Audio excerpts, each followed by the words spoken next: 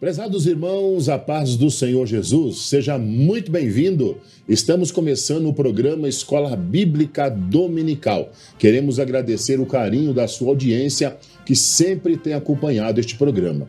Lembrando que o programa Escola Bíblica Dominical, ele faz parte da Superintendência de Ensino da Igreja Evangélica Assembleia de Deus, Ministério em São José dos Pinhais. E tem como presidente o pastor Ival Teodoro da Silva. O nosso desejo é que você seja abençoado através deste programa. Aqui nós estudamos as lições da Escola Bíblica Dominical, classe dos adultos. Queremos pedir a você que, se possível, se inscreva em nosso canal no YouTube, É fácil acessar a Escola Bíblica Dominical SJP. Lá você vai encontrar todas as nossas lições anteriores gravadas para você ver quantas vezes quiser. E pedimos também que compartilhe este programa com seus amigos, irmãos, na sua congregação, nas redes sociais, fazendo com que o programa Escola Bíblica Dominical vá o mais longe possível, tá bom? Esse é o nosso desejo.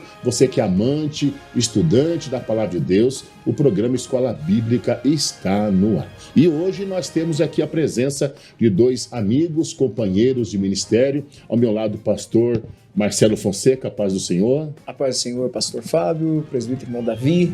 Privilégio estar aqui mais uma vez. Glória a Deus. Ao outro lado, o presbítero Davi Brizotti, a paz do Senhor. Pastores Fábio, Marcelo, os amados irmãos que nos honram, nos assistindo nesse momento. Glória a Deus. Queridos, hoje nós vamos estudar então a 6ª lição do primeiro trimestre de 2026, que tem como tema geral a Santíssima Trindade, o Deus único revelado em 3 pessoas eternas. E a lição 6 de hoje vai falar o Filho como Verbo de Deus. Está aí na sua tela, a lição. Nós também queremos fazer menção do livro de apoio para você estar adquirindo. Você pode estar procurando na livraria evangélica mais próxima de você ou através da CPAD, que é a Casa Publicadora das Assembleias de Deus no Brasil. Pastor Douglas Batista escreveu aí esta lição, esse trimestre que nós estamos estudando. Já estamos aí, pastor Marcelo, na 6ª lição, que está falando sobre a Santíssima Trindade, Uma bênção, tema que nós precisamos voltar, Eu estava com saudade de tratar esse assunto com a igreja novamente e veio em bom tempo. Nós estudamos há pouco tempo, em outras lições, alguma coisa que falava, sobre a Trindade e tal, mas nessa lição específica, Davi, ou melhor, nesse trimestre, nós estamos falando direto, sobre o Deus Pai, Deus Filho e Deus Espírito Santo. Acho que no segundo trimestre de 2025, falamos sobre Jesus, no Evangelho de João. Então, o pastor Douglas Batista está trazendo novamente, como o senhor bem colocou, essa questão de nós nos aprofundarmos e melhorarmos essa questão, que a gente vai, no decorrer da lição, nós vamos ver que essas doutrinas passadas, heréticas passadas, estão com uma nova roupagem nos dias de hoje. Então é muito bom os irmãos lembrarem, É importante a gente lembrar, e você que está assistindo o nosso programa, sempre tem acompanhado, obrigado pelo carinho da sua audiência, É você compartilhando que a gente tem chegado mais longe. O objetivo aqui não é lucro financeiro, de maneira nenhuma. O objetivo é a gente expor a palavra de Deus, porque até então, tanto eu, como o pastor Evalcir, os pastores comentaristas, nós não recebemos nada para isso. A gente faz isso por amor à obra de Deus. E o nosso intuito é que você aí, estudante, professor, tenha um material de conteúdo para poder preparar uma ótima aula da Escola Bíblica Dominical. Lembrando que é o Deus único, revelado em 3 pessoas eternas. E vamos então dar início ao nosso programa. Queria pedir aqui ao pastor Marcelo que leia para nós o texto áureo. Pois não, pastor Fábio, o texto áureo diz assim: E o Verbo se fez carne e habitou entre nós, e vimos a sua glória como a glória do unigênito do Pai, cheio de graça e de verdade. João capítulo 1, versículo 14. Glória a Deus. Presbítero Davi, a verdade prática para nós? Pois bem, Jesus Cristo, o Verbo eterno, é a revelação plena e visível de Deus ao mundo, manifestando graça, a verdade e a glória do Pai.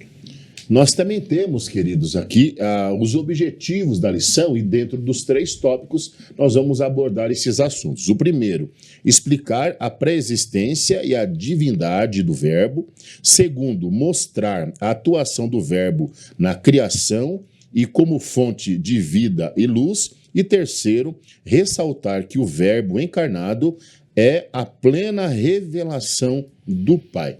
Nós também temos aqui, para você acompanhar em casa, a leitura bíblica em classe, que está localizada em João, capítulo 1, do versículo 1 ao 5 e também o versículo 14.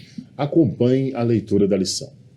No princípio era o Verbo, e o Verbo estava com Deus, e o Verbo era Deus. Ele estava no princípio com Deus. Todas as coisas foram feitas por ele, e sem ele nada do que foi feito se fez. Nele estava a vida, e a vida era a luz dos homens. E a luz resplandece nas trevas, e as trevas não a compreenderam.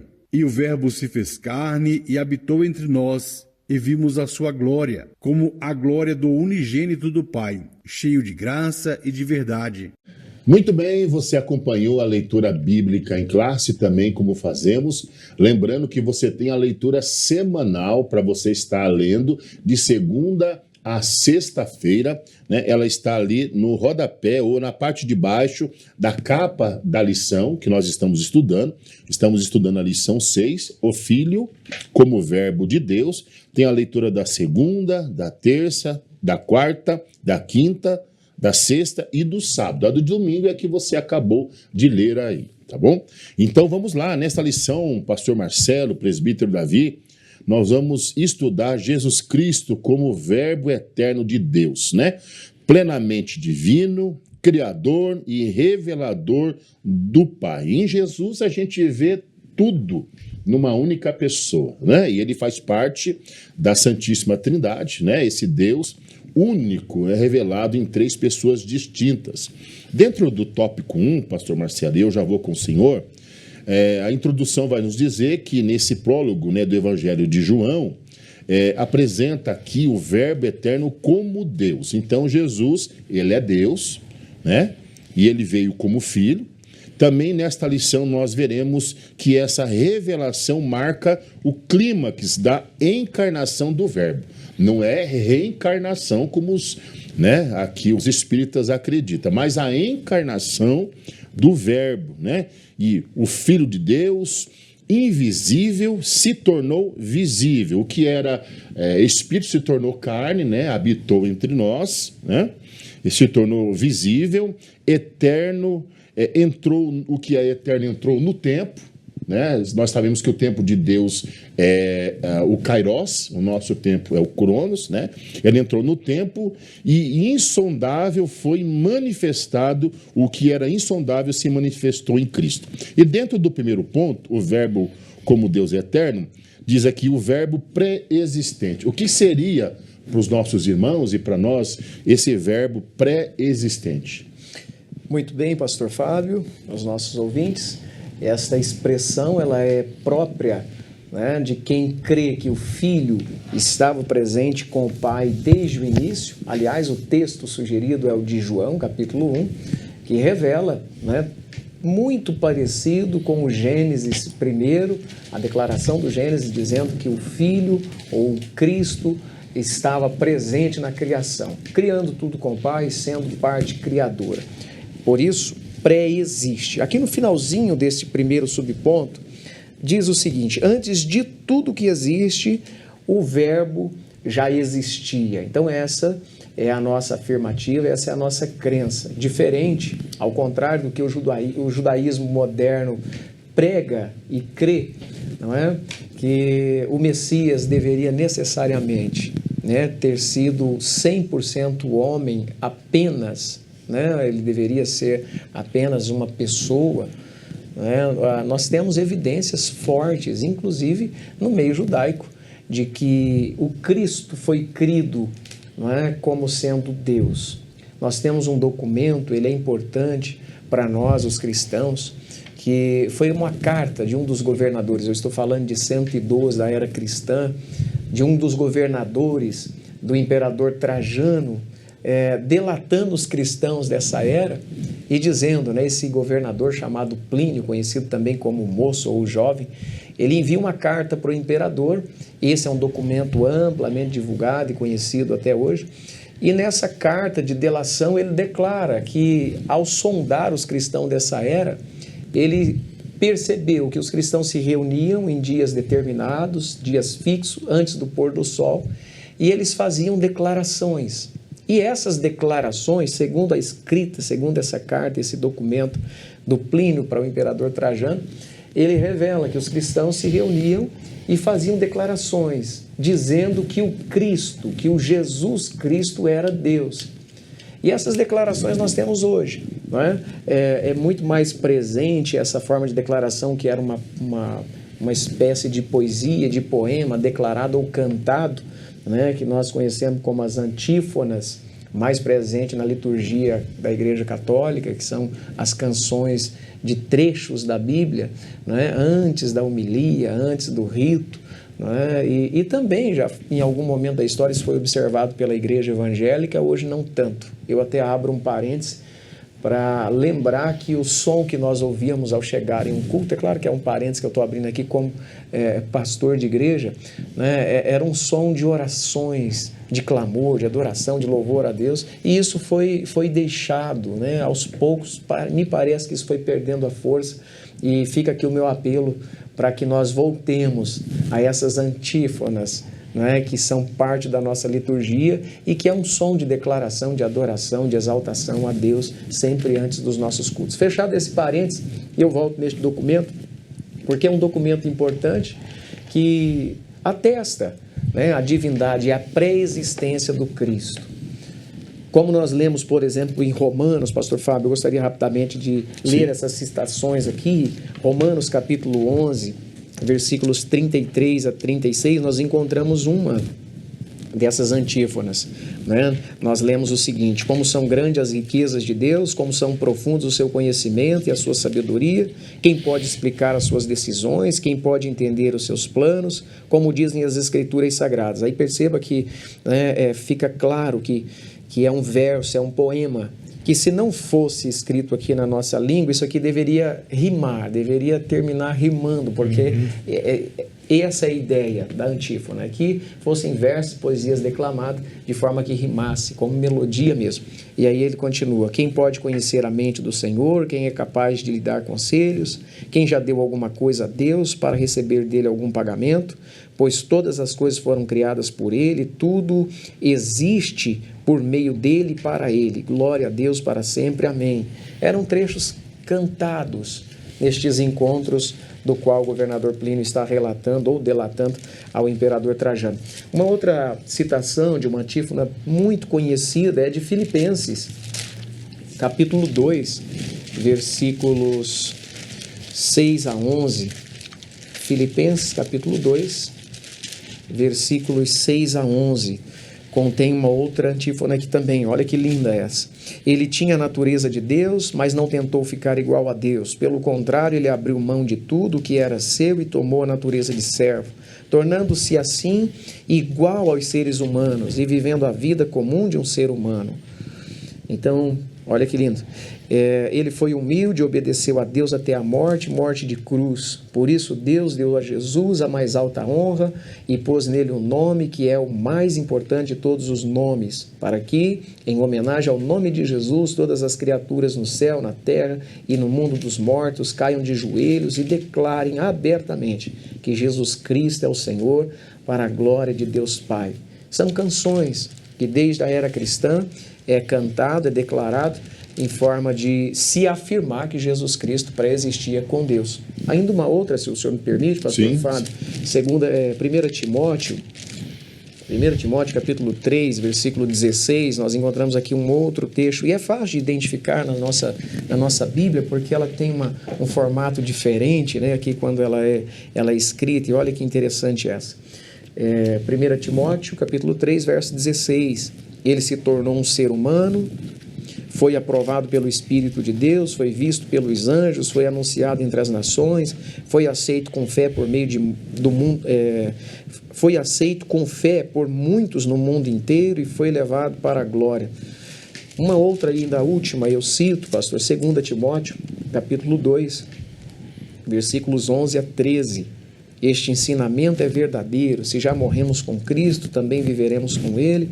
Se continuarmos a suportar o sofrimento com paciência, também reinaremos com Cristo. Se nós o negarmos, Ele também nos negará. Se não formos fiéis, Cristo continua sendo fiel, pois Ele não pode ser falso para si mesmo. Então essas foram canções cantadas sempre nos encontros dos cristãos, né? E mesmo pensando em estar fazendo mal, fica para nós hoje um registro de um documento histórico importantíssimo, atestando que os cristãos sempre creram que Cristo é Deus desde o início, desde o princípio. A colaborar com o pastor, Sim. não sei, eu colocaria Judas, a doxologia de Judas, né? No versículo ali, a 24 seguir, mais a mais no final, tá? Ele diz assim, 25, e este é o único Deus, nosso Senhor, mediante Jesus Cristo, Senhor nosso, seja a glória, a majestade, o poder e a autoridade antes de todas as eras e por toda a eternidade. Amém. Uma antífona lindíssima, por sinal, que fazia parte de todos os encontros da era cristã e que nós devemos resgatar hoje, né? Ter esse tempo para a gente cantar. Hoje nós temos a nossa harpa cristã, cuja letra exalta a pessoa bendita de Jesus Cristo e afirma para todos que nos ouvem, né? Abro um outro parênteses também para fazer aqui uma ressalva para aqueles que abandonam, né? O cantar, o introduzir nos nossos cultos, nos nossos encontros, os hinos da nossa harpa cristã, que são inspirações e sempre letras de exaltação ao Cristo como o Deus pré-existente. Então, eu acho que esse seria o ponto, pastor Fábio. Eu fico um pouco preocupado, confesso aqui, até diante dos nossos irmãos que estão acompanhando, que quando se refere a hinos, e hoje é louvor, né, esses cantos aí, nós aprendemos desde a nossa meninice que o louvor, ele deve exaltar o Senhor e falar das suas grandezas e maravilhas. Mas se nós pararmos para pensar hoje, esse Deus pré-existente, o verbo pré-existente, nós estamos falando aqui da pessoa de Jesus, os nossos hinos de hoje, o que cantamos, exalta mais o homem, a sua ação, do que realmente nos leva a exaltar e glorificar e relembrar os atos de Deus. Nós vemos aí, principalmente em muitas comunidades, né, onde é mais aberto, mais exposto, não se canta hinos congregacionais, são esses hinos de exaltação do homem. Você pode, você vai fazer, você vai realizar. Eu até entendo e compreendo que o homem vai conseguir realizar grandes obras se Deus estiver na vida dele. Mas os hinos hoje mais exaltam as coisas do que o próprio Deus, né? E a gente aprendeu. A nossa harpa, nós temos, eu não me recordo, perto de 600 hinos, né? E temos hinos para todos os tipos de liturgia de culto, e ele fala do Senhor, fala da sua grandeza, do seu poder, né? A gente vê que Deus, ele trabalha por aquele que dele espera, então isso me preocupa, porque os louvores têm se perdido, os verdadeiros louvores de adoração a Deus têm se perdido ao longo do tempo, né? E uma falta de sensibilidade também, de entender que Jesus Cristo é Deus. E quando a gente se dirige nas nossas canções à pessoa de Jesus Cristo, do próprio Deus, né, dentro da nossa língua portuguesa, como você, né? Isso me preocupa. Eu tenho uma certa dificuldade. Isso é coisa minha, eu não eu compartilho do meu sentimento. Eu não me sinto confortável chamando Jesus de você. É um relacionamento, esse movimento, né, traz essas ideias, esse relacionamento próximo de você, tá? Mas também eu penso que nem vocês, né? Existe uma autoridade que é passada quando você fala Senhor, né? Tu és meu Senhor. Então se perde isso. Cria-se um relacionamento muito supérfluo, muito raso. Então se deixam de falar, né? O senhor falou sobre, eu nem sabia qual é a palavra, eu chamo de doxologia, o senhor falou antífona. As antífonas, você vai ver, nós vemos que a adoração a esse Deus, né, desde o princípio, sempre foi com respeito, não com um relacionamento vulgar. Sim. Né? Então, Eu já vi várias pessoas dizerem, né, e ouço isso sempre, não, mas é porque aí demonstra o grau de intimidade que nós temos com o Senhor. Mas eu entendo que o nosso grau de intimidade não tira de nós o respeito que devemos dar a Ele. E nem tira dele aquilo que Ele é. E Ele é Deus. Né? Por mais que eu tenha intimidade plena com o Senhor, e eu pego aqui, vamos pegar aqui o exemplo de Moisés, né, que falava com o Senhor, eu nunca vi Moisés, nenhum dos seus servos, chamar Deus de você. Ah, não, mas é Jesus, Jesus é mais perto. Sim, mas ele continua sendo Deus.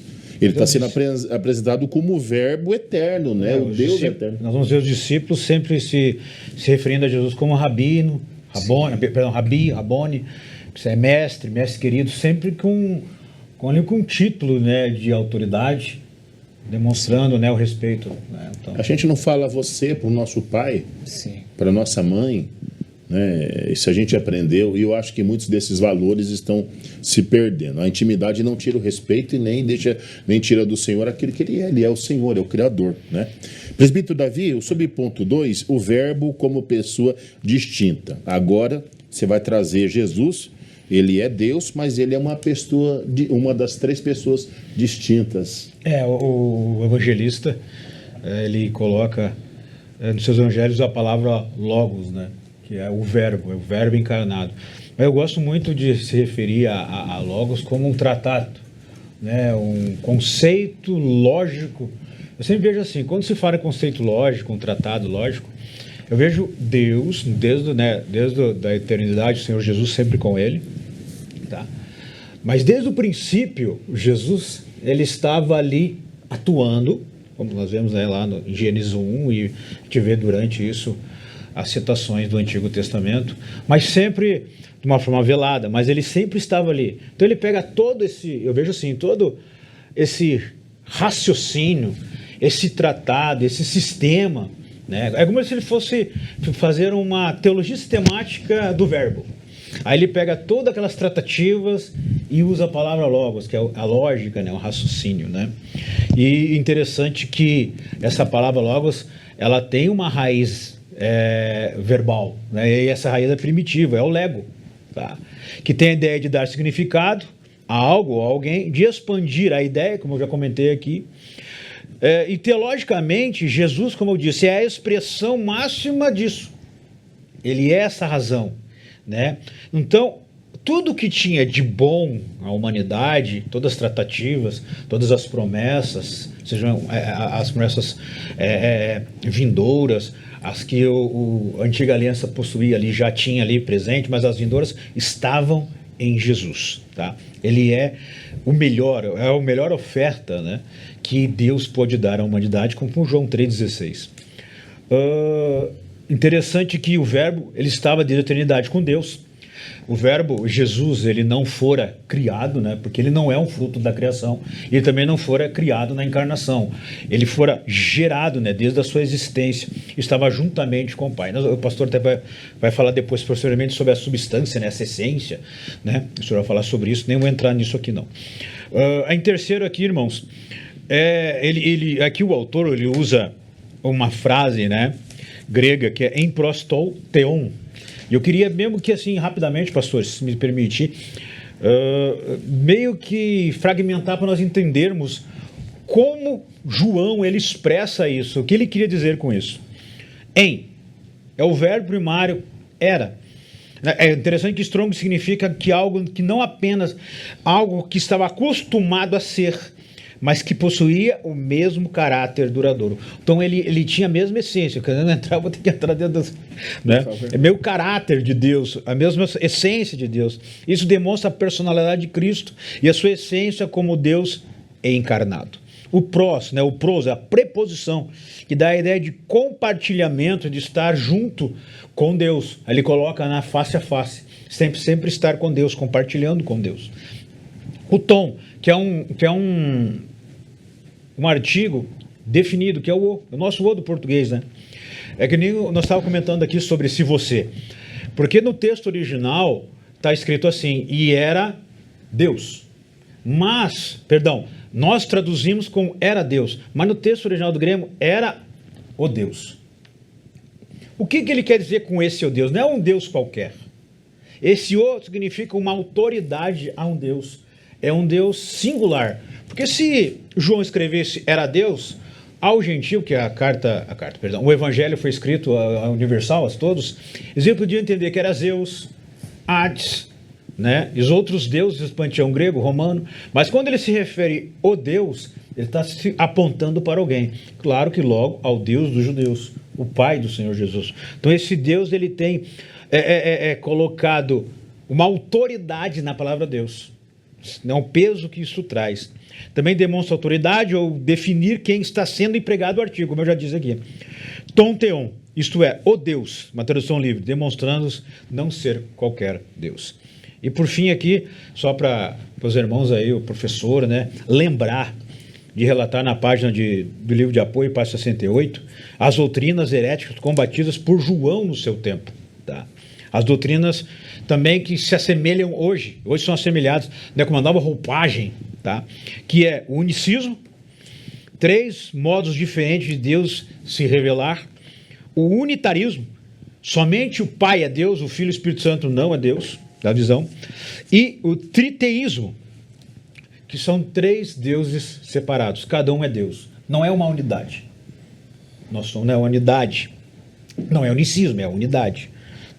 3 pessoas comportando um só Deus, estando em meio aos Deus. Até tem é combatido ainda, né?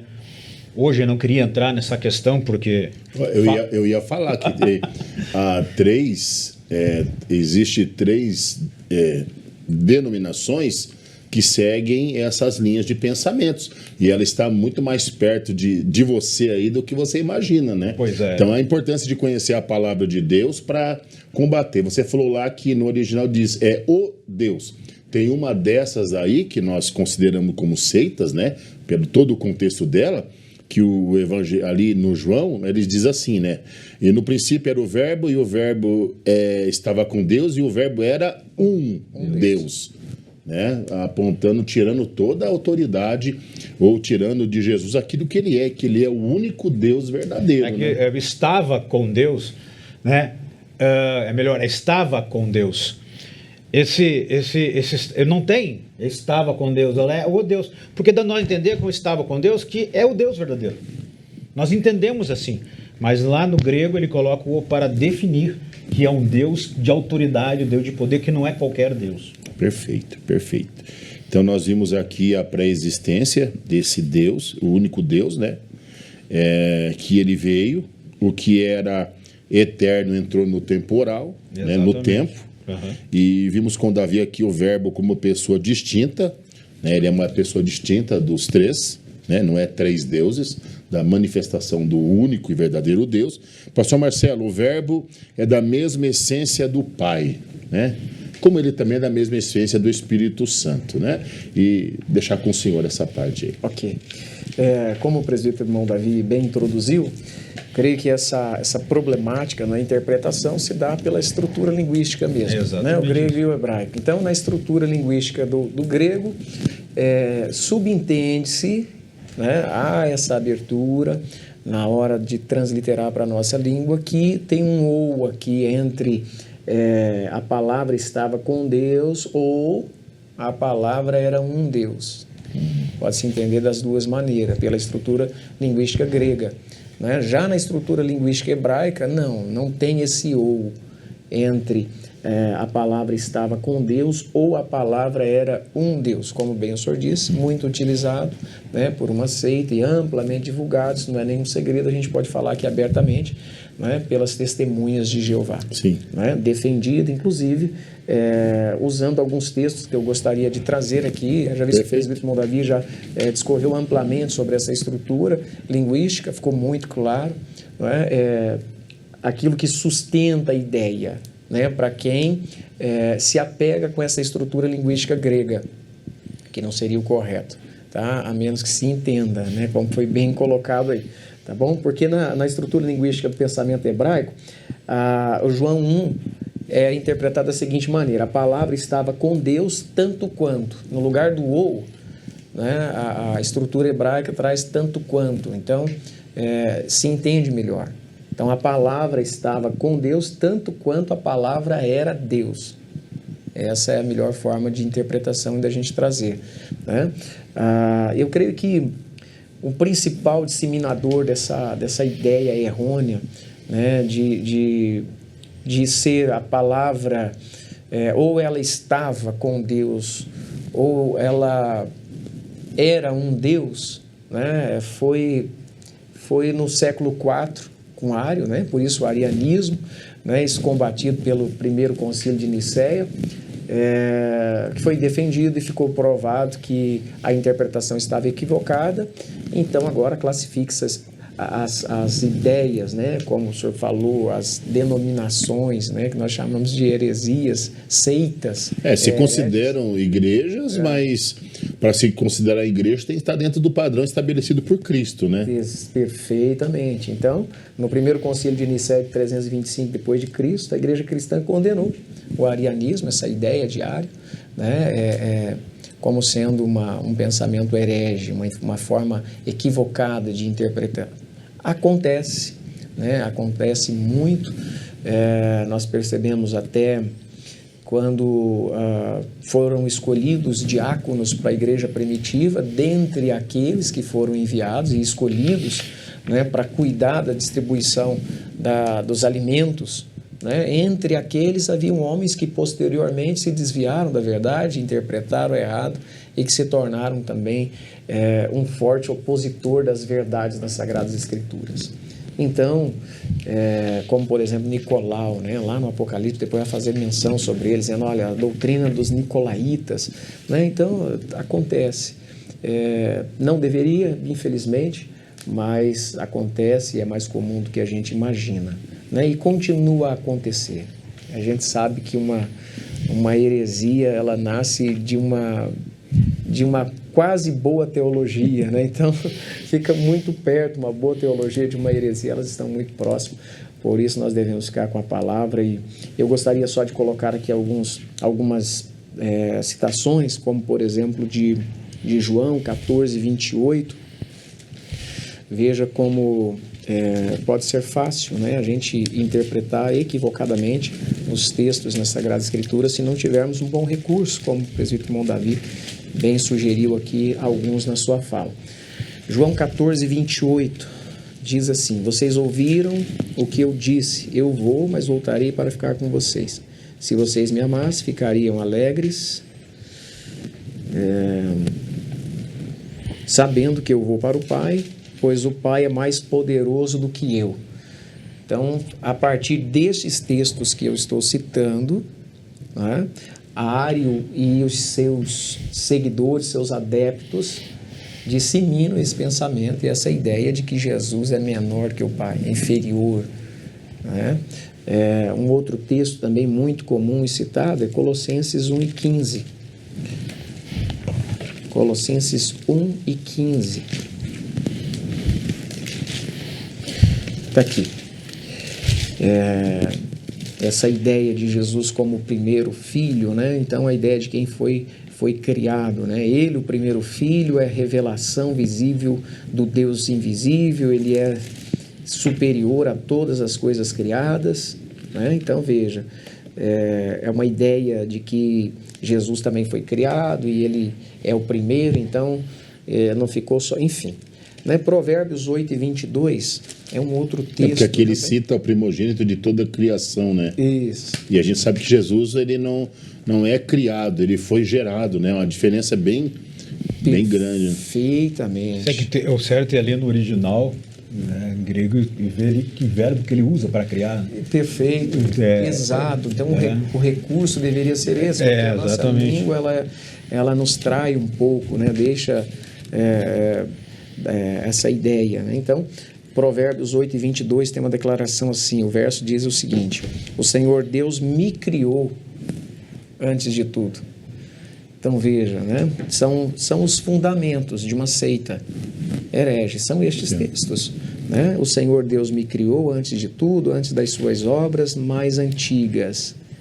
Eu fui formado há muito tempo, então, no começo, antes do princípio do mundo. Então, veja, são textos utilizados, mal interpretados, né, que fundamentam esse pensamento herético. E eu faço questão de citar esses textos, sabe por quê, pastor Fábio, irmão Davi?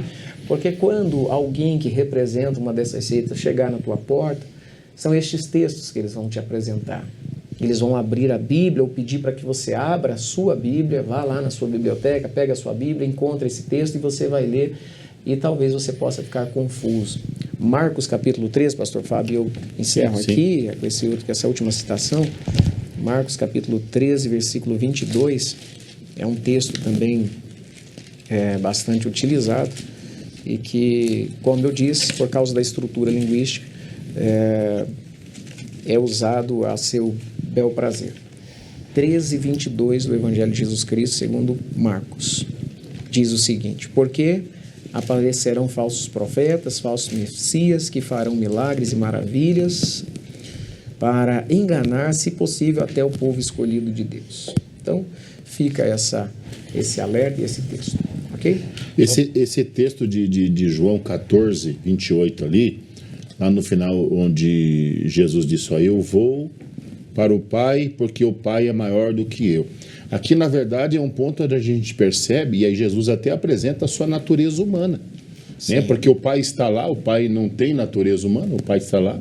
Jesus veio, ele está falando como homem aqui, e como homem, e tendo a natureza humana, ele entende que o Pai é maior do que ele, porque o Pai está no céu, né? Ele é o Criador de todas as coisas. Então, não é difícil da gente entender, mas para quem não quer entender, é fácil você pegar um ponto, um texto fora de contexto e cria uma oportunidade para uma heresia, né?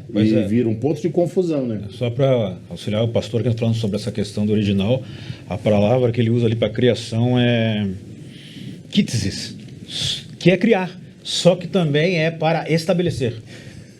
Ele estabeleceu antes das coisas. Exato. Então tem que ver o que ele queria dizer na época e como os colossenses entenderam isso. Está vendo? Para nós criar... criar. Presume, subentende-se que eu primeiro preciso existir para depois eu criar. Exatamente. Mas a segunda palavra, pastor, por favor, é? Estabelecer. Estabelecer. Então, no início, Deus estabeleceu que seria assim. Que ele se apresentaria como filho. Exatamente. Eu até disse aqui, numa lição passada, acho que estava pastor Rômulo e o evangelista Michel aqui, quando nós falávamos ali também que dessa essência, né? Porque os três compartilham da mesma essência, né? Personalidades diferentes, mas um único Deus da mesma essência. E falava sobre a geração, sobre Jesus ser gerado desde a eternidade. Como é que você é gerado desde a eternidade? Se a eternidade não tem nem começo. É o Deus que não tem começo, nem meio e não terá fim, né? Mas ali, aquela palavra gerado desde a eternidade, e ele saiu do Pai, não dá... Ele dá a impressão assim, até trouxe uma figura, um negócio assim, não tão próximo, mas para entender. É como se não for diferente de um filho que é gerado no ventre da mãe. É como se fosse pedaços do próprio Deus, né? Ele não é uma outra pessoa, ele é o mesmo. É como se eu fosse pedaços de mim mesmo. Eles é a mesma essência, né? Tem a mesma substância do Pai. Eu tive um problema não, mas houve uma discussão. A nossa palavra, a nossa linguagem, o nosso português, o nosso vocábulo, nós, às vezes, nos falta palavras para explicar o que realmente é isso, né? Só me lembrar, teve uma pergunta lá na última EBD que eu dei aula na nossa congregação sobre essa questão da essência. Como essa questão de gerar, como ele é filho gerado. Aí, eu usei uma palavra até meio, não é que a analogia não é que é meio vulgar, mas é a forma mais fácil de se entender. Quando se fala gerado, nós vamos logo para a madre da mulher, certo? Da madre. Só que a semente, ela parte do homem, ele já foi gerado ali. Aí até foi a questão perguntada, mas aí a semente sai do homem e cria-se outra semente. Eu falei, é verdade. Só que a semente, ela primeiramente, geneticamente, eu não sou médico, mas eu entendo assim, ela é formada de toda a característica biológica do homem. Seu DNA, aí vem as características, as aparências, a cor de pele, enfim. Parte do pai, né? A semente do homem, ela é formada, pega toda a substância do corpo para formar uma semente. Eu até trouxe o exemplo de uma samambaia, que é uma das plantas pré-históricas consideradas, se você pegar uma samambaia, uma única samambaia, e você pegar ela e dividir em 3, elas ainda continuam, e elas crescem e continuam frutificando. Mas é a mesma samambaia que você apenas separou em pedaços aqui, 3 pedaços, elas vão produzir. Eu tenho um filho meu mais novo, que ele gosta de mexer com isso, e ele está cuidando lá em casa, e eu vejo isso. É a mesma samambaia, só apenas, né, a mesma essência. Porque exatamente, é o mesmo conteúdo interior. É a mesma genética. Mas para quem não quer entender, fica complicado mesmo, né? Graças a Deus que o Senhor nos deu e nos concedeu, e você e eu temos o Espírito Santo, né, que nos ensina. Queridos, nós estamos estudando a 6ª lição do primeiro trimestre de 2026 com o tema O Filho como o Verbo Eterno. Fique ligado, pegue o seu papel aí, não dispense ele, anote para você não perder nenhum ponto importante, né? Segundo ponto, o nosso tempo está passando tão rápido, né? Porque é um programa que o intuito é abençoar a sua vida, né? E você aprender um pouquinho mais, como nós também, eu aqui estou aprendendo aqui com os pastores aqui, tão importante para o nosso conhecimento. Presbítero Davi, sobre o ponto 2, o verbo como criador. Peraí, ele foi gerado, né? Ele veio a existir, e ele também é criador, né? Aí a gente entende toda essa complexidade. O agente da criação. Deixa com você aí. O pastor Marcelo falou um negócio interessante. Essa linguística, essa lacuna. Esse que é o problema, é a lacuna, né, linguística, desse tempo, essas semânticas que se mudou a intenção. E a palavra em si, o que ela quer dizer, o que ela era, se tornou, isso é difícil. Tem uma linguagem, tem uma palavra dos jovens hoje aí que expressa muito bem como é Deus. É tudo junto e misturado, né? É Deus, Jesus e o Espírito Santo. É uma linguagem dos jovens, né? Mas é mais ou menos isso, tudo junto e misturado, né? Eles, né? Mas deixa com vocês. Essa questão linguística, né? João, ele escreve para um povo universal, a todos os povos, enquanto os outros evangelhos eles escrevem para povos específicos. Então essa questão de linguística muda bastante, né, pastor? Mateus coloca ele como o Messias, né? Lucas coloca ele como o servo, alguma coisa assim. Então cada evangelho ele expressa alguma coisa, mas João ele é universal. Então ele tem que falar aos gregos e também aos gentios, né? E também aos judeus. Então ele apresenta aos judeus como o Filho de Deus unigênito. Então ele tem que trazer uma mensagem, não uma mensagem judaica, messiânica para os judeus, mas ele tem que ter uma mensagem mais que ele deu, ele Paulo, né? Ele dá um novo significado, ele ressignifica os evangelhos, como Paulo ressignifica também para que os gentios venham entender. Porque o povo gentil estava mergulhado no paganismo. Como você vai chegar num judeu da época, um gentil da época, um gentil romano, grego, e falar sobre Messias? Aí ele vai dizer assim, desculpa usar, mas é bem vulgar que eu vou dizer agora, tá, mas é um bolo coberto de chocolate? Messias é um bolo coberto de chocolate? Porque ele não ia entender, ele não sabia disso. A não ser que ele conhecesse um pouco do judaísmo e a história judaica, tá? Que era bem difícil, porque eles eram bem separados as questões culturais, sociais, tá? João apresenta os gentios como coautor de todas as coisas, a palavra panta, né, de panteão, vem todas as coisas, sejam elas visíveis e invisíveis, e aos judeus ele assemelha a sua introdução ao livro de Gênesis 1, que é o princípio. Então ele apresenta o verbo, o logos, conhecido, a palavra conhecida pelos gentios, pela similaridade, né, com a literatura grega, e também ele usa aí, já assemelha o princípio que ele usa no Evangelho, João 1, com Gênesis 1, também que é conhecido pelos judeus. Assim, para me encerrar então, o Evangelho de João coloca o Senhor Jesus também como a luz que ilumina a escuridão. Para o gentil, que era cego no paganismo, escuro, ele é a luz. Para Jesus é como se desatassem nos olhos do povo judeu, né, aquela marra que não podia ver Jesus como Messias. Então, de uma forma bem rápida aqui, por causa do tempo, Jesus é a luz que ilumina o coração do pecador, seja gentil ou sendo judeu. Ele é a luz para a humanidade, porque a sua encarnação tirou o domínio do poder das trevas. Eu quero ler aqui com os irmãos aqui Mateus 4,16, que reflete muito bem isso. O povo que estava assentado em trevas, viu uma grande luz, e os que estavam assentados nas regiões da sombra da morte, a luz raiou. Nova versão atualizada. Então, é isso, meu pastor. Ele é a luz do mundo. Jesus é a luz do mundo. A gente aprendeu aqui, então, pastor Marcelo, já vou com o senhor, que o verbo, ele também é criador, ele é o agente da criação, estava na criação.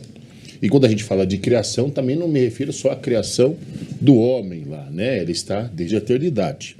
E também a gente vai aprender aqui, e eu vou deixar para o senhor, que além dele ser o agente da criação, ser criador, ele é a fonte de toda essa existência, né? Ele é a fonte da vida, pastor Marcelo. Eu acho muito bonito inclusive o escritor da nossa lição colocou aqui para nós como referência Atos 17, 25, é aquele momento que o apóstolo Paulo está em Atenas, e quando ele é questionado a respeito do que ele falava, do que ele pregava, não é? E ele, com a maestria incrível, eu acho lindo essa atitude do apóstolo Paulo, ele vai esclarecer aos atenienses que Jesus Cristo é a fonte da vida, ele é criador. Como ele faz isso? É impressionante, porque ele não usa as escrituras. Aliás, não ia adiantar ele usar as escrituras para um povo pagão, um povo que não tem conhecimento, como o presbítero irmão Davi bem colocou, não é? Mas era um povo muito bem educado, era um povo que tinha uma formação, não é? E por isso mesmo ele vai se utilizar daquilo que o povo sabe para falar, para expor, para apresentar esse Jesus. E é impressionante quando o apóstolo Paulo sugere aos atenienses, né, se lembrarem daquele altar construído em Atenas a um Deus desconhecido. O apóstolo Paulo está apelando para a memória deles a partir, e ele cita alguns poetas gregos que eram conhecidos dos atenienses. E quando ele faz isso, a partir da fala desses poetas gregos, ele leva o conhecimento de que Jesus Cristo é a vida, é o dono da vida, é quem dá a vida, e apresenta Jesus. A história do altar ao Deus desconhecido, construído em Atenas, não é? Foi um altar erigido a partir de uma atitude de um poeta, não de um profeta, mas de um poeta chamado Epimênides, na ilha de Creta, que foi mandado chamar quando Atenas estava sofrendo uma grande epidemia, todo mundo morrendo, sacrifícios foram oferecidos a todos os deuses que ele tinha, em todos os altares se fizeram sacrifícios, mas a epidemia não cessou. Então buscaram recurso com esse último sábado, um poeta da ilha de Creta, um filósofo no seu tempo. E ele disse assim, olha, já que vocês ofereceram sacrifício a todos os deuses e nada resolveu, vamos fazer o seguinte, vamos soltar uma ovelha no campo de Marte, onde ela parar, a gente sacrifica ela e a gente oferece ali, ergue ali um altar. E assim eles fizeram. O último recurso, um sacrifício a um Deus desconhecido, porque talvez eles não tivessem ainda conhecido um Deus que poderia livrar eles daquela situação. E quando ele propôs isso, a epidemia cessou, eles ergueram um altar e colocaram a inscrição ao Deus desconhecido. Então eles tinham um altar ali, né, um Deus que era desconhecido, e Paulo cita isso. Lá em Atos 17, 28, no versículo 28, quando o apóstolo Paulo, depois de questionado, ele cita, olha, porque como alguém disse, nele vivemos, nos movemos e existimos. Esse alguém, ou a depender da versão, como dizem os seus poetas ou os seus profetas, né, essa citação aqui é de Epimênides. E em vários outros textos o apóstolo Paulo usa, né, ele vai usar como, por exemplo, Aratos, Cleantes, em outras, né, porções literárias da Sagrada Escritura, como, por exemplo, em 1 Coríntios 15, 33, ele cita Menandro, lá em Tito 1 e 12 ele cita Epimênides de Creta. Então, ele vai se utilizando destes sábios que em algum momento tiveram uma experiência com Cristo para falar aos gregos e introduzir a pessoa do Cristo como a fonte de toda a vida. Glória a Deus. Só lembrando, tem um livro, Projeto Melquisedeque, ele fala sobre isso, né? Não me recordo quem é o autor, fala dessa história, né, desse filósofo. Você vê, né, pastor, como Deus age muitas das vezes fora Sim. das Escrituras. Nossa mente é muito pequena diante de um Deus tão grande, né? A gente coloca Deus somente dentro. Claro, é a revelação divina, ela é a revelação, né? Mas como Deus operou por trás, nessa lacuna de tempo, em outras eras, em outros povos que a Bíblia nem cita, como Deus trabalhou. É coisa linda isso. Aqui o texto vai dizer, né, até onde o pastor Marcelo mencionou, que referindo-se ao verbo eterno, no caso, nós estamos falando de Jesus Cristo, né?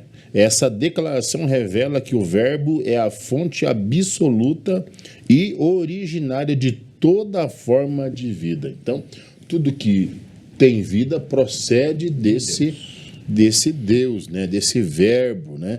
E esse verbo, ele é a luz que alumia, né? Aí as nossas vidas, né? Então, assim, até os que não creem, que se dizem ateus, eu não acredito. Se você está respirando, se você está com vida, é porque o verbo eterno está lhe concedendo ainda a oportunidade, né, de respirar ainda. E como nós ensinamos essa semana ali na nossa congregação, né, onde nós estamos, falamos sobre a dispensação da graça. Você que ainda está vivendo essa dispensação da graça, aproveite essa oportunidade, né, Davi? Exatamente. Ainda tiver luz nesse mundo, né? Entre por ela. E eu achei interessante isso, e eu já quero partir aqui com o pastor Marcelo para o tópico 3, né? Nós vamos falar sobre o verbo como revelação do Pai. Aí primeiro ponto vai falar a encarnação do verbo. É quando literalmente aquilo que era eterno entrou no temporal aqui, né? Aguardado, esperado, Jesus, já anunciado pelos profetas, o povo aguardando aí, como é que se diz, um general de guerra, montado num cavalo e com espada para chegar destruindo os reinos e tomando, mas veio nascer numa manjedoura, né, pastor Marcelo? A encarnação de Jesus foi algo extraordinário. Deixa com o senhor. A encarnação do verbo, desde o princípio, Deus nunca teve dificuldade. Aliás, ao longo de toda a história, Deus, ele não teria e não tem nenhuma dificuldade de ser reconhecido como Deus, o único Deus. Nós vemos na história bíblica, em todos os tempos, reis se dobrando diante de Deus e reconhecendo que Ele é Deus, não é? E aí isso inclui Jesus, por que não? Né? Naquela revelação ao Gideão, por exemplo, né? Jesus estava lá, nós entendemos que aquele anjo que foi falar com Gideão, ora chamado pelo próprio Gideão de Deus, ora de Senhor, né? Ele era o próprio Deus que estava ali e ele foi reconhecido como tal. Mas não apenas isso, né? Para o Gideão talvez fosse mais fácil, mas Nabucodonosor, por exemplo, reconheceu em vários momentos, né, na pessoa, através da vida do Daniel, que Deus era o Deus dos deuses. Apesar dele ter muitos deuses, mas ele reconheceu. Mas Deus antes fez ele comer capim um pouquinho, né? Depois fez ele comer capim, depois dele ter comido capim, ele recobra a consciência e ele mesmo declara, gente, é o seguinte, eu vou fazer um decreto, porque realmente ele é Deus, ele abate, ele exalta, né? Ele faz isso. O Dario, né, ou Dário, como preferir, né, também reconheceu, através da vida do Daniel, que Deus... Então, eu gosto de pensar que Deus nunca teve dificuldade de se fazer reconhecido, porque a gente reconhece um Deus a partir dos seus atributos. Não é? Então, quando Deus revela os seus atributos, ele prova que é Deus. Para um Deus ser Deus para qualquer pessoa, não importa a sua fé, não importa a declaração, basta ele provar os seus atributos. E Deus foi provando ao longo da história. Mas vindo à plenitude do tempo, Deus quis ser conhecido e não apenas reconhecido. Agora ele quer ser conhecido como um pai e não mais reconhecido como um Deus. Então essa não é a era de nós reconhecermos um divino. O maior desafio da atualidade é a gente conhecer o Pai, conhecer numa relação mesmo. Então essa é a proposta do Evangelho hoje, né? E isso é desafiador, porque se a divindade a gente reconhece pelos seus atributos, como é que a gente conhece um Deus Pai, um Deus que é Filho. A gente só pode conhecê-lo através das suas virtudes. Então, se no passado eram os atributos, quais são os atributos de Deus? Onisciência, onipresença e onipotência. Agora, o que está posto para nós conhecermos esse Deus encarnado, essa encarnação do Verbo, são as virtudes. O amor do Pai, a graça do Filho e a comunhão do Espírito Santo. Então, essa é a proposta. Então, ninguém que vá a Deus hoje, nesse tempo presente, buscando uma relação a partir dos seus atributos, vai conhecer o Pai. Ele pode reconhecer. E aí ele pode reconhecer o capeta, ele pode reconhecer qualquer Deus. Engraçado, pastor Marcelo, maravilhoso, melhor dizendo, é que esse Deus, ele se dá a conhecer, né? Sim. Ele quer, né? Isso partiu dele. Não, eu quero me revelar aos homens. Né? Diferente de alguns, Quando né? ele se revelou e se encarnou, qual foi a maior dificuldade dos judeus? Porque ele estava querendo ser conhecido, mas o povo ainda queria reconhecer. Não, então se você é Deus, faz um sinal. Mostra os teus atributos. Não é? E Jesus não estava ali como Deus encarnado para revelar os seus atributos. Um período grande passou entre os atributos e as virtudes. Agora o Verbo encarnado vem para revelar as virtudes. E ele está hoje entre nós. Ele está aqui enquanto nós estamos aqui nessa sala. Ele está aí. Ele está o tempo todo ao nosso lado, tentando se relacionar com a gente a partir das suas virtudes. Mas, infelizmente, o ser humano, ele prefere um Deus para chamar de seu do que um pai para se relacionar. Exatamente isso. Inclusive, até um dos seus discípulos, né, chega para o próprio Jesus e diz: olha, Senhor, mostra-nos o Pai que já nos basta. Perfeito. E o próprio Jesus diz: olha, eu estou há tanto tempo convosco e ainda me perguntais, me dizeis, mostra o Pai? Não, Porque ele quem vê ele é a expressa revelação de Deus. Ele é o máximo de Deus. Você falou muito bem, pessoas que buscam Deus e não buscam o Pai. É mais ou menos o que o pastor está falando aqui. Eles estão em busca de um ídolo. Sim. Continuam se curvando a ídolos. Alguém para idolatrar. Exato. Claro que nós adoramos a Jesus, Sim. ele é diferente da idolatria pagã, não é? Sim. Mas Jesus, ele não quer ser visto somente, o Pai, ser visto somente como um ídolo, e sim como um Deus Pai que se revela, que deu o melhor, o seu Filho, e o Filho é a máxima de Deus. A máxima, é encarnado, é toda aquela tratativa, tudo que era de bom está em Jesus. E toda essa comunhão, todo esse relacionamento partiu do próprio Deus, né? Foi iniciativa dele se dar a conhecer. A gente vê isso até no Antigo Testamento, quando Deus dá ordem a Moisés para construir o tabernáculo ficava no meio. Deus sempre quis estar no meio do seu povo, né? Relacionamento ali, né? A gente entende que havia alguns contratempos, né? Quando Moisés sobe ao monte lá e fica 40 dias lá, o povo fica desesperado, não, faz um bezerro de ouro para a gente poder... Não precisa. Os verdadeiros adoradores adorarão o Pai em espírito e verdade. Não precisamos ver para adorar, mas a gente sente Ele, a gente sabe que está perto, né, pastor Marcelo? Sim, muito. Perfeito, então. Vamos aqui, continuando com a nossa Escola Bíblica Dominical. Hoje nós estamos estudando aí a 6ª lição desse primeiro trimestre de 2026 com o tema O Filho como Verbo de Deus. Já estamos quase no final e para as últimas partes eu vou aqui com o presbítero Davi, dentro do subponto 2 do tópico 3, que fala sobre a plenitude da graça e da verdade. É com você, Davi. João, ele é testemunho ocular, bem colocado pelo pastor aqui, né? Comentarista. Ele é diferente de nós, que nós o conhecemos através da literatura, né, bíblica e por sentir. João não. João, ele é testemunho ocular. Ele andava nas mesmas estradas, ele respirava o mesmo ar, comia do mesmo alimento, então é muito diferente. Então ele tem, não o direito, mas ele é próprio dele dizer que ele era testemunha ocular. Muito particular dele, a palavra seria melhor essa, muito particular dele isso. Tá? Então, como ele conhecendo o Pai, ele relata Jesus como o Filho unigênito do Pai. Ele diz que tem a glória unigênita do Pai. Ele diz que é cheio de graça e verdade. Mas ele coloca essas palavras não como na antiga aliança, né? Até o pastor colocou o tabernáculo no meio, né? No meio, porque as tribos ficavam ao redor do tabernáculo. Agora Jesus, ele é diferente do tabernáculo, porque ele é móvel. O tabernáculo era imóvel. Agora ele anda no meio de todos os povos. Ele fala, o tabernáculo não falava com Moisés.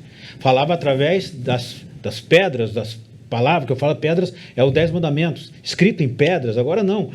Eles viam, João, ele via e ouvia ao próprio verbo, a própria palavra encarnada, né? Agora, essa palavra não estava mais registrada em pedras, agora estava sendo registrada no coração dos ouvintes, né? Jesus, ele é o tabernáculo vivo. Como eu disse aqui, ele não é mais imóvel, ele é móvel. Andava, ele ia atrás dos pecadores. Não, o tabernáculo era fixo. Para você aplacar a ira sobre o seu pecado na época, né? Quer dizer, os pecados dos judeus da época, eles tinham que ir até o tabernáculo ou ir até o templo para sacrificar. Não, nós vemos que Jesus, ele ia atrás dos pecadores e demonstrava o seu amor, demonstrava o seu carinho e o seu perdão, né? Ele também pregava o reino. Enquanto os judeus ficavam somente com eles, essa palavra, as pessoas, para se tornarem adoradores do Deus verdadeiro, eles tinham que se tornar um prosélito, né? Ir até os judeus. Jesus não, ele pregava em todos os lugares, pregando um novo reino, um reino diferente, um reino vivo, que era um reino que aceitava a todos, sem acepção de pessoas, enquanto o judaísmo, ele era mais exclusivista, tá? Então, as palavras de Jesus é para todos. E aqui, para me encerrar, meus pastores, eu gosto dessas palavras originais porque parece que abre uma janela na minha mente, pastor. Ela abre uma janela muito grande na minha mente, eu posso entender como o Senhor falava naquele tempo, né? E João usa as palavras doxa para Shekinah. Enquanto a glória da antiga aliança foi registrada como Shekinah, né, traduzida da Septuaginta Shekinah, mas também pode ser Kavod, que é o peso, o cerne da glória de Deus, da presença de Deus. João, ele traz a palavra doxa, que é glória do grego, para que o judeu, para que o gentil pudesse entender essa manifestação de Deus. A palavra Shekinah, ela tem uma raiz, Sheken, se não me falha a memória, que é morar, estar no meio, que nem o pastor colocou, estar no meio, onde o tabernáculo estava ali. Ele assentou-se ali, é como o Senhor Jesus estivesse no centro e os discípulos ao redor, ouvindo. Então, assim, isso, é a glória, é a presença de Deus visível ali. Então, o que para mim encerrar aqui, a presença do Senhor, a morada em nós, ele quer dizer o seguinte: olha, agora vocês estão vendo o tabernáculo vivo. Antigamente era algo imóvel, antigamente era algo que era manifesto somente no tabernáculo. Agora não. O tabernáculo vivo, ele anda no meio e a sua presença está dentro do nosso coração. Glória a Deus. Por isso podemos descansar nele, né? Isso é maravilhoso, né? Eu estava aqui dando uma olhada nessa revista aqui que o livro de apoio, melhor dizendo, né? Até mais uma vez mostrando aos nossos irmãos que você pode estar adquirindo o livro de apoio da revista para você estudar. Ele tem um pouquinho mais de conteúdo do que na própria revista. Mas é interessante a gente pensar todo esse projeto de Deus através do próprio Deus, do seu Filho, do Espírito Santo. Nas lições para frente nós vamos falar sobre o Espírito Santo, né, a obra do Filho. E, pastor Marcelo, para a gente poder encerrar aqui, nós vamos ver esse verbo que é o revelador do Deus invisível. E aqui eu até grifei aqui para os nossos irmãos, aqui no livro diz, o verbo revelou Deus, ou o revelou de forma plena e perfeita. Não foi uma revelação pela metade, por partes, não. Ele revelou o Deus eterno de forma plena e perfeita, pastor Marcelo? Em Cristo nós conhecemos o Pai. No Filho nós conhecemos o Pai, porque o Filho é a expressão exata daquilo que o Pai é. O próprio Jesus declarou que o Filho não pode fazer nada além daquilo que viu seu Pai fazendo. Então o convite é esse, pastor Fábio, o presbítero irmão Davi, os nossos telespectadores, caros professores, alunos da Escola Bíblica Dominical. O convite que fica é para sermos cópias, expressões exatas daquilo que o Pai é. O Pai quer ser conhecido de todos e a forma que Ele escolheu é essa, é enviando um Filho. Então, quem vê um filho não é só o filho, quem vê um filho vê o Pai. Não é? Então, a palavra que fica para nós é essa, né? Que quando as pessoas olharem para nós, elas possam de fato conhecer o Pai. Olhando para um filho, elas podem olhar para o Pai, e essa é a maneira que Deus se dá a conhecer e está se revelando a todos os homens. Onde estiver um filho de Deus, o Pai vai estar lá, se revelando àquelas pessoas. Então é isso, assim brilhe a vossa luz diante dos homens, a fim de que elas vejam e glorifiquem o vosso Pai que estás nos céus. Não é? Jesus declarou, nisso conhecerão que vós sois os meus discípulos, quando vos amardes uns aos outros. Então, apresentar Deus para as pessoas não é falar de Deus. Não é falar de Deus. É estar cheio do Espírito Santo e encarnar Deus. A gente apresenta Deus sendo e não falando, né? O falar, muitas vezes o que a gente fala até atrapalha um pouco as pessoas a conhecerem a Deus, mas quem você é, se você for uma pessoa cheia do Espírito Santo de Deus, as pessoas conhecerão o Pai. Agora a pergunta, né, pastores? Como estamos expressando Deus através da nossa vida? Isso é verdade. O escritor aqui ele vai dizer, o Filho unigênito que está no seio do Pai, este o fez conhecer, né? Nós lemos lá, está em João 1,18. Aqui o apóstolo enfatiza que Deus é invisível e inacessível. No entanto, o Verbo o revelou de forma plena e perfeita. Se você deseja conhecer Deus na sua plena, de forma plena e perfeita, Jesus está aí. Jesus é o Deus encarnado, né? A manifestação total da glória de Deus, é a própria glória de Deus. Então é fácil. No entanto, nós já falamos, pastor Marcelo e presbítero Davi, que ele disse para Filipe, olha, quem vê o Pai, né? Quem vê a mim, vê o Pai. Né? Eu estou há tanto tempo convosco, que você me diz, ó, quero conhecer o Pai, estou aqui, né? Então é oportunidade para você aceitar Jesus e receber Ele na sua vida. Quero agradecer ao pastor Marcelo por estar conosco, Deus abençoe. Presbítero Davi, Deus abençoe por estar conosco, aos nossos amados irmãos, né? Pastor Marcelo, uma oração, por gentileza, para nós encerrarmos. Pois não. Pai querido, nós te agradecemos pelo privilégio de estarmos diante da Tua Palavra. Queremos prosseguir em conhecer-te, ó Senhor, através das Tuas Escrituras. Sabemos que isso é possível. Mais do que isso te peço, apresente-se a cada um dos Teus filhos, através dos nossos irmãos, através da minha vida, da vida do pastor Fábio, presbítero irmão Davi e de todos quantos o Senhor chamou. Esta é a minha oração, meu pedido que a Ti faço, em nome de Jesus. Amém. Amém. Queridos, na próxima semana nós vamos estudar a lição 7, a obra do Filho. Queremos agradecer o carinho da sua audiência, aqui aos pastores conosco, e fique conosco ao longo da nossa programação. Que Deus abençoe a sua vida e até o próximo programa Escola Bíblica Dominical, em nome de Jesus.